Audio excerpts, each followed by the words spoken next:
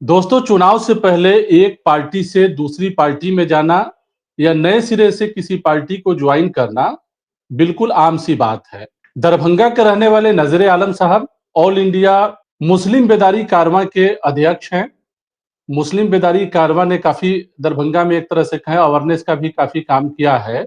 नजरे आलम साहब लगातार एनडीए के मुखालिफ रहे और आज जो है जेडीयू पार्टी जो है उन्होंने ज्वाइन कर लिया है। सबसे पहले आपका नजरे आलम साहब स्वागत है, खैर मकदम है हमारे इस प्रोग्राम में।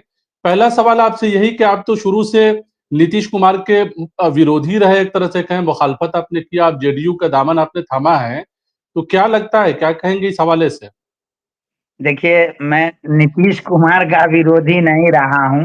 अब माइनॉरिटीज का जो इशू है, जो मुसलमानों के मसाइल थे या शोषित वंचितों का मसाइल, जो भी मामला था, उस पर हमारी ऑर्गेनाइजेशन ने मजबूती से काम किया। और मैं मुझे खुशी है कि मैंने जितनी मजबूती से सरकार से मसाइल पे बात की, उसमें बहुत सारी बातों को सरकार ने संजीदगी से माना भी। और यानी इसी अभी लोग ये जी। कहते हैं कि नजर आलम साहब का हृदय परिवर्तन हो गया चुनाव से पहले, लोग ये कह रहे हैं। नहीं नहीं, आप देखिए, लोगों की बातों का मैं निगेटिव नहीं जानना चाहता, लेकिन एक बड़ी कामयाबी मैं आपको बताऊं कि ये नीतीश कुमार की ही सरकार थी, जिसमें यही केवटी विधानसभा में अल्पसंख्यक आवासीय विद्यालय बना, वो भी वक्फ की जमीन पर, जिसके लिए हमने सरकार को लिखा। सरकार ने उस आवासीय विद्यालय का नाम बाज़ाब्ता सरकारी आदेश करके बीबी कनीज फातिमा के नाम से रखा। तो ऐसा नहीं है कि हमने सिर्फ आलोचना किया, सरकार के खिलाफ बोला। सरकार ने हमारी तंजीमों की बातों को माना, और ये तंजीम उस वक्त कायम हुई जब बिहार से मुस्लिम नौजवानों की बड़े पैमाने पे गिरफ्तारियां हो रही थी।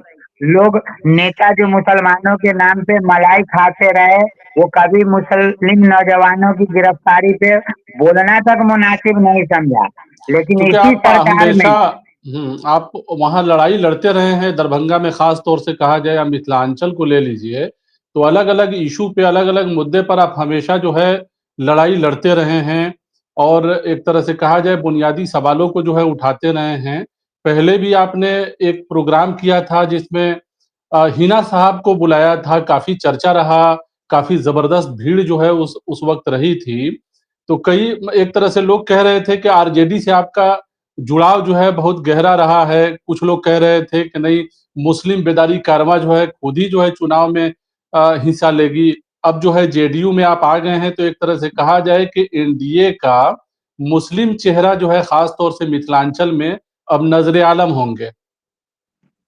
देखिए, जिस तरीके से पार्टी के नेताओं ने, सीनियर लीडरों ने, जैसे माननीय मंत्री विजय कुमार चौधरी जी हैं, हमारे राष्ट्रीय कार्यकारी अध्यक्ष संजय कुमार झा जी हैं, मुख्य सचेतक हैं हमारे संजय गांधी जी, प्रदेश अध्यक्ष रमेश कुशवाहा जी। तो जिस तरीके से इन लोगों ने विश्वास जताया, हमें सम्मान पूर्वक पार्टी में जगह दिया है, सदस्यता दिलाई है, यकीनन पार्टी तो पहले से काम के जरिए अपनी पकड़ बनाए हुई है, और हम जैसे लोग अब आ गए हैं, तो मजबूती से पार्टी का काम होगा। और जिस तरीके से जहां से मैं आता हूं, दरभंगा, मिथिलांचल, पूरे बिहार ही नहीं, देश में इसकी अपनी अलग पहचान है।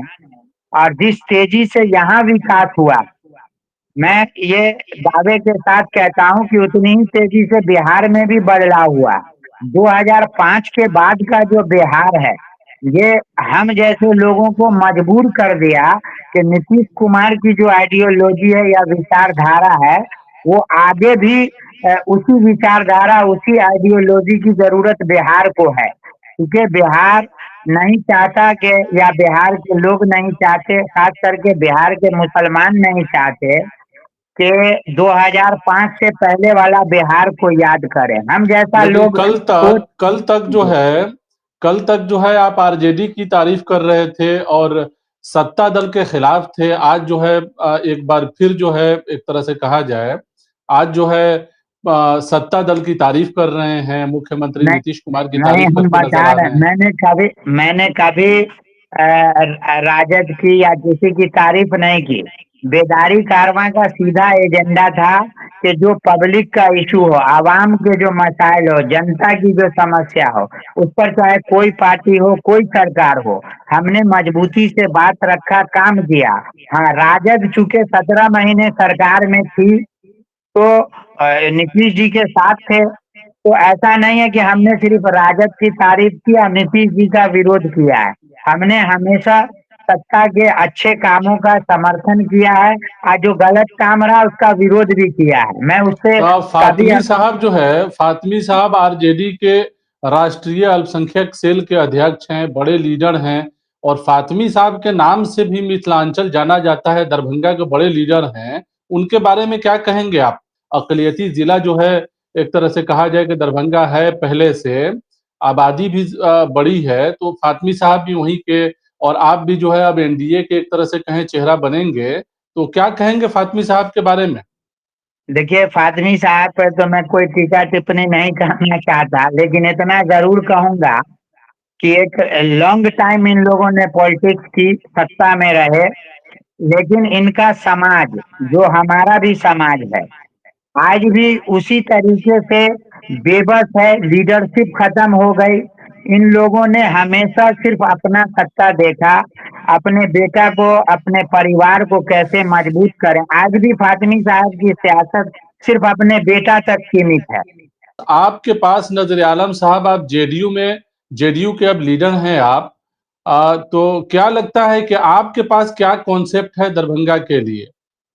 देखिए, हम लोग का तो सीधा एजेंडा है कि जो नीतीश कुमार ने काम का जाल बिछाया बिहार में, जो हम्म। अमनो अमान का माहौल बनाया, जो लोगों में सुरक्षा का माहौल बना, जो विश्वास बना, जो यकीन बना, जो बिहार सुरक्षित हाथों में है। देखिए, लोग कहते हैं कि भाजपा के साथ है नीतीश कुमार, आप चले गए। तो नीतीश कुमार किसी पार्टी के साथ रहे, कल तक नीतीश कुमार जी 17 महीना तेजस्वी के साथ सरकार में रहे, तो सेकुलर थे। उनसे हट गए तो फिर कॉमनल हो गए। तेजस्वी यादव की जमीन अगर वाकई मजबूत थी तो चुनाव में जाना चाहिए था। आज भी उन्होंने प्रेस कॉन्फ्रेंस करके ठगने का काम किया कि हर घर में सरकारी नौकरी देंगे।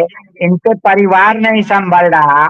ये फातमी साहब जैसे लोगों को सामने रख करके और एक बड़ा वोट बैंक को ठगने का काम किया। आप बताएं मुझे कि इन्होंने मुसलमानों का एक काम मुझे बता दीजिए, जगन्नाथ मिश्रा जी के जमाने में मुसलमानों का काम हुआ, लेकिन आज उनका बेटा है, मंत्री है, कहाँ वो ये जताते हैं कि हमने हमने हमारे पिता ने मुसलमानों का काम किया। लेकिन लालू यादव जी का परिवार हमेशा वोट बैंक मुसलमानों का इस्तेमाल किए। कोई एक काम बताए ना कि किया इन्होंने जो विश्वास करे मुसलमान। और ये सिर्फ डर दिखा करके, भाजपा का डर, आरएसएस का डर। तो अभी आपने भी खूब कवरेज दिया है, मदरसा के शिक्षक आंदोलन कर रहे थे, इन्होंने वहां पे जाना मुनासिब नहीं समझा। तो आप जेडीयू में आए हैं तो चुनाव लड़ेंगे इस बार? चुनाव को लेकर जो है बातचीत हुई है, टिकट मिलने वाला है आपको? नहीं, देखिए, हमने अपने लीडरों के पास सारी बातें रखी है। अगर हमारे लीडर को ये लगेगा कि इलेक्शन आपको लड़ना है, तो मैं यकीनन लड़ूंगा।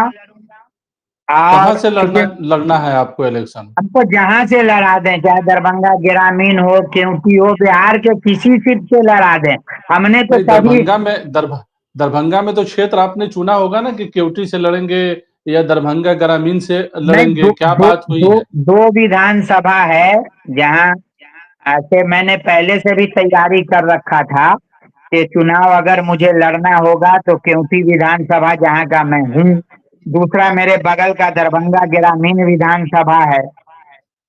तो ये दोनों विधानसभा ऐसा है कि अगर पार्टी मुझ पर भरोसा जताएगी, लड़ाएगी, तो मैं यकीनन ये सीट जीत करके देने की स्थिति में हूँ। तो लेकिन इसके पार्टी आपको बावजूद टिकट देने जा रही है, इस बात को लेकर जो है नहीं, तो देखिए, तो कुछ, पार्टी चूंकि पार्टी आप तो पार्टी ये तो ज्वाइन किए हैं तो कहीं ना कहीं कुछ ना कुछ बात तो होगी, अगर आप खोल नहीं रहे हैं राज की बात, नहीं। तो देखिए, पार्टी क्या टिकट देने जा रही है? जो हमारे नेता का डिसीजन होगा, ऐसा नहीं है। आप हमको जानते हैं कि 20 साल 22 साल का मेरा लंबा संघर्ष है। दर्जनों मुकदमात में उलझाया गया मैं। आज जो लोग मुझे कहते हैं कि आप पलट गए, हृदय परिवर्तन हो गया, मैं ऐसे लोगों से पूछना चाहता हूँ कि जो मुकदमा मैंने खाया, क्या वो हृदय परिवर्तन के लिए खाया? मैंने समाज के लिए लड़ा, वही मुकदमा खाया। तो ऐसा नहीं है।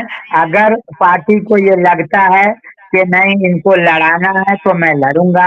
अगर पार्टी ये कहेगी कि नहीं आपको अभी सरकार बनाने के लिए मेहनत करना है, मिथिलांचल से ज्यादा सीट हमको जीतना है, हम बिहार में ज्यादा सीट जीते हैं, मुझे ऐसी कोई जिम्मेदारी भी दी जाएगी तो मैं उसे कबूल करूंगा।